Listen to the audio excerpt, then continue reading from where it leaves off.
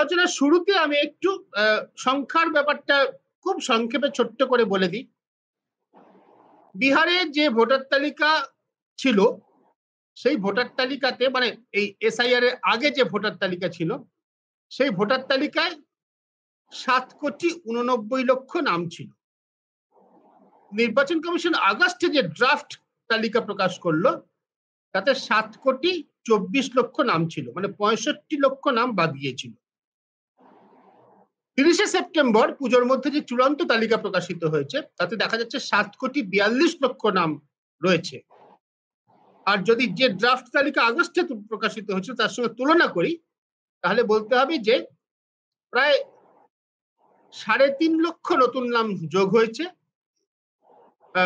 এবং 21,500,000 নাম বাদ গিয়েছে। সব মিলিয়ে দাঁড়িয়েছে 7,42,00,000। এটা হচ্ছে সংখ্যার হিসেব, কিন্তু সংখ্যা তো ব্যক্তি ভোটারের কাছে গুরুত্বপূর্ণ নয়। ব্যক্তি ভোটারের কাছে গুরুত্বপূর্ণ হচ্ছে তার নিজের ভোটাধিকার রয়েছে কিনা, ভোটাধিকার হরণ করা হলো কিনা, এবং কতগুলো প্রশ্ন, গুরুত্বপূর্ণ প্রশ্ন রয়েছে। আমার নিজেরও কয়েকটা প্রশ্ন রয়েছে, আমি প্রসঙ্গক্রমে তুলবো। তার আগে আমি অতিথিদের বক্তব্য শুনবো। প্রথমে আবিদ হোসেন সাহেবের বক্তব্য শুনবো। আবিদ সাহেব, আপনি আমাদের অনুষ্ঠানে একাধিকবার বলেছেন, আপনার বক্তব্য বলেছেন। ফাইনালি যখন চূড়ান্ত ভোটার তালিকা প্রকাশিত হয়েছে তখন আমি আপনার প্রাথমিক পর্যবেক্ষণটা জানতে চাই যে আপনি এটাকে কিভাবে দেখছেন। তারপরে আমি নির্দিষ্ট করে কতগুলো প্রশ্ন আছে সেগুলো নিয়ে আলোচনায় যাব। এসআইআর নিয়ে আমরা অনেকবার কথা বলেছি এবং এটা নিয়ে সুপ্রিম কোর্টে পিটিশন হয়েছিল, 12টা পিটিশন হয়েছে এবং কালকে বা 30 তারিখে এর চূড়ান্ত তালিকা প্রকাশ হয়েছে এবং এইটা দিয়েই ভোট হবে। নভেম্বর মাসে ডিউ আছে ভোট বিহারে অ্যাসেম্বলি ইলেকশন। এইখানে দেখা গেছে যে 7.89 ক্রোর ভোটার ছিল ড্রাফট তালিকায় এবং ফাইনালি হয়েছে 7.42 ক্রোর। এর মধ্যে 65 লক্ষ নাম তো আগেই বাদ গিয়েছিল, ড্রাফট লিস্টে 65 লক্ষ নাম কাটা গেছিল এবং পরে আবার 3,66,000 ভোট আরো কাটা গেছে। তার মানে টোটাল 68 লক্ষ ভোটার নাম কাটা গেছে, কিন্তু তার সঙ্গে 21 লক্ষ যোগ হয়েছে, ফর্ম 6 দিয়ে যোগ হয়েছে, সেই জন্য নেট দাঁড়িয়েছে 47 লক্ষ। প্রথমেই বলে দিই যে বিহারের প্রজেক্টেড পপুলেশন, এটা আগেও একটা প্রোগ্রামে আমি বলেছিলাম যে বিহারের প্রজেক্টেড পপুলেশন যেটা গভর্নমেন্ট অফ ইন্ডিয়ার আছে 24শে জুন 2025 সালে national health and family welfare যে সার্ভে, যেহেতু সেন্সাস হয়নি সেজন্য একটা প্রজেক্টেড পপুলেশন ছিল 8.18 ক্রোর। তার মানে 8.18 ক্রোর বয়স্ক লোক, মানে এরা 18-র ঊর্ধ্বে, তাহলে এদের নাম থাকার কথা ছিল। ইলেকশন কমিশন খুঁজে পেয়েছে 7,42,00,000। তাহলে গ্যাপ এখনো একটা বিশাল বড় একটা গ্যাপ রয়ে গেছে। এই ভোটারকে মিসিং ভোটার আমরা বলছি, এই ভোটার কোথায়? তাহলে কি বিহারের পপুলেশন কমছে? এটা প্রথম প্রশ্ন, যেটা ফিগার থেকে আসছে, মানে এটা ইলেকশন কমিশনেরই ফিগার। যেহেতু সুপ্রিম কোর্টে অনেকগুলো পিটিশন ছিল এবং সুপ্রিম কোর্ট নজরদারি রেখেছিল এই এসআইআর এর উপরে, সেই জন্য ড্যামেজটা ইলেকশন কমিশনের এন্ড থেকে খুব বেশি করতে পারেনি। কিন্তু এসআইআর বিহারের ক্ষেত্রে যে যে অর্ডারগুলো হয়েছে, এখনো আমি একটা অর্ডার দেখতে পারিনি যে সব অর্ডারগুলো অন্য রাজ্যেও প্রযোজ্য। তার মানে নেক্সট পশ্চিমবাংলায় এসআইআর হবে, অলরেডি প্রক্রিয়া শুরু হয়েছে, বিএলও ট্রেনিং হয়েছে আর নানা রকম যা যা প্রিপারেশন লাগে সব শুরু হয়ে গেছে। একটা জিনিস লক্ষ্য করবো আমরা, যখন বিহারে শুরু হলো 24শে জুন, ফাইনাল পাবলিকেশন হলো 30 সেপ্টেম্বর এবং এক্সপেক্টেড আছে যে এই কদিন পর বিহারের ইলেকশন অ্যানাউন্স হয়ে যাবে। যদিও কাল পরশুদিন যে ইলেকশন কমিশন যে নোটিফিকেশন করেছে বা প্রেস রিলিজ করেছে, ওখানে বলে দিয়েছে যে কারোর যদি কোনো ক্ষোভ থাকে, কারোর যদি কোনো অবজেকশন থাকে, কারোর যদি কোনো কথা থাকে, বক্তব্য থাকে, সে ডিস্ট্রিক্ট ইলেকশন অফিসার মানে ডিস্ট্রিক্ট ম্যাজিস্ট্রেটের কাছে ফার্স্ট আপিল করতে পারে। এটা আইনে বলা আছে, এটা ইলেকশন কমিশনকে নতুন করে কিছু নতুন কথা নয়, এটা আইনে বহুকাল ধরে আছে। এবং তারপরেও স্যাটিসফাইড না হলে চিফ ইলেকট্রাল অফিসারের কাছে সে আপিল করতে পারে, সেকেন্ড আপিল। টাইম কত পাচ্ছে? যদি ইলেকশন অ্যানাউন্স হয়ে যায়, আমি ধরে নিচ্ছি 15 অক্টোবর যদি ইলেকশন অ্যানাউন্স হয়ে যায়, তাহলে আইনে বলা আছে যে লাস্ট ডেট অফ নমিনেশনে ভোটার লিস্ট লক হয়ে যাবে, মানে ভোটার লিস্টে আর হাত দেওয়া যাবে না, ইআরওর ফাংশন সিজড। তাহলে টাইম কত পেল? মানে যাদের গ্রিভান্স আছে, অবজেকশন আছে, আমার নাম বাদ চলে গেছে, আমি এখনো আছি, গ্রামেই থাকি, তাহলে টাইম কত পাচ্ছে? ইদানিং ছুটি আছে, তারপর কালী পুজো, দিওয়ালি, বিহারে একটা বড় উৎসব, আর বিহারের সব থেকে বড় উৎসব যেটা হয় সেটা হচ্ছে ছট পুজো। তাহলে এই ছট পুজো এইসব করতে করতে ওই পিরিয়ড চলে যাবে এবং এই 7.42 দিয়েই ইলেকশন হবে।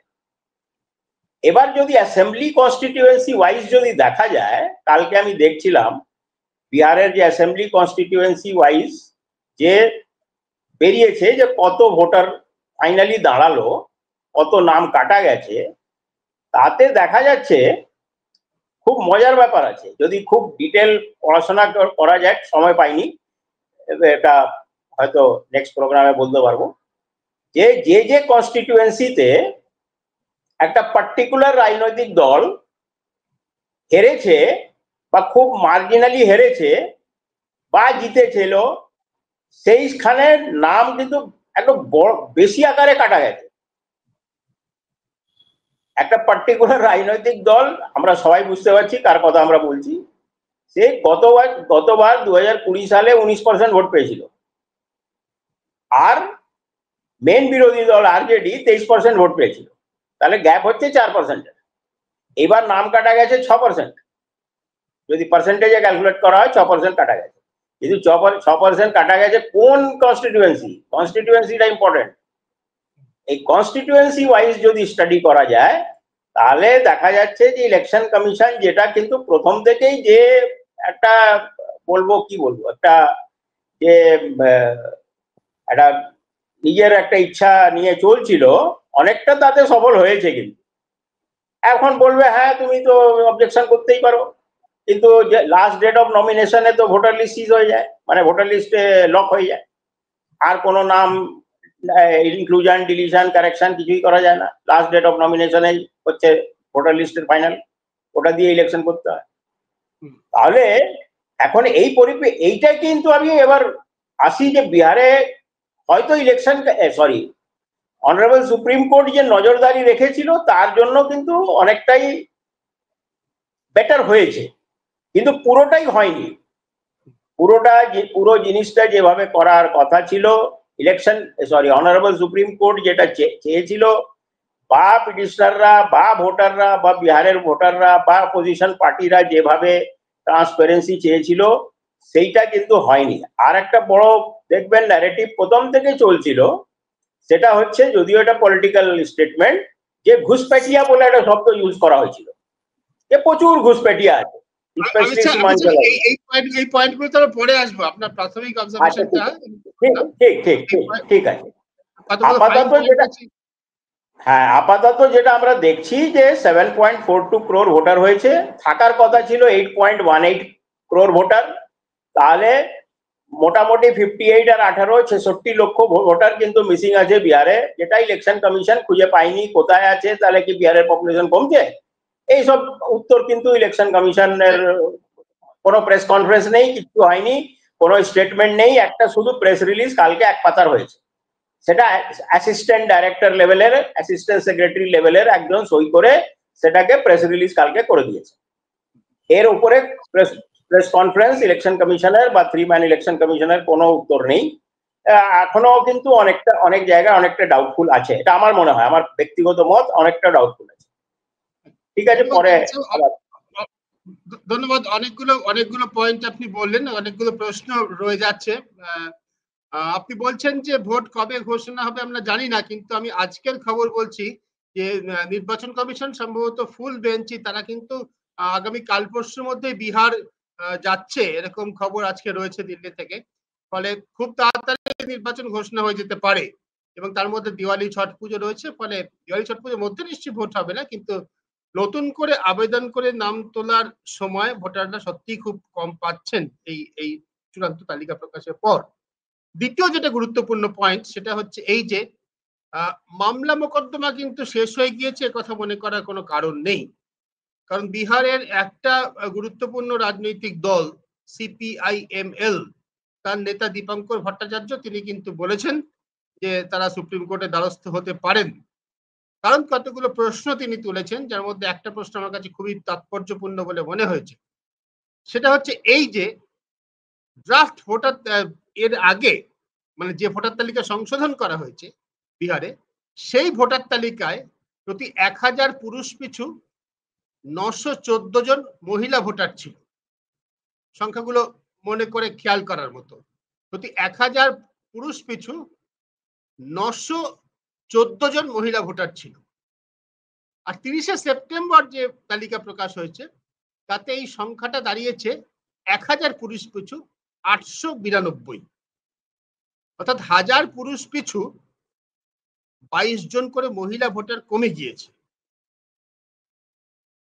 এখন ভোটার কমার অনেক কম কারণ থাকতে পারে, যদি রাজ্যের বাইরে চলে যাওয়া, নিজের জায়গায় না থাকা, এই কারণে ভোটারদের নাম বাদ যায়। তাহলে আমাদের একটা সরল প্রশ্ন, পুরুষের নাম বাদ যাওয়া বেশি স্বাভাবিক নাকি মহিলার নাম বাদ যাওয়া? মহিলা ভোটারের সংখ্যা ডিসপ্রপোর্শনেটলি বেশি হারে বাদ গিয়েছে।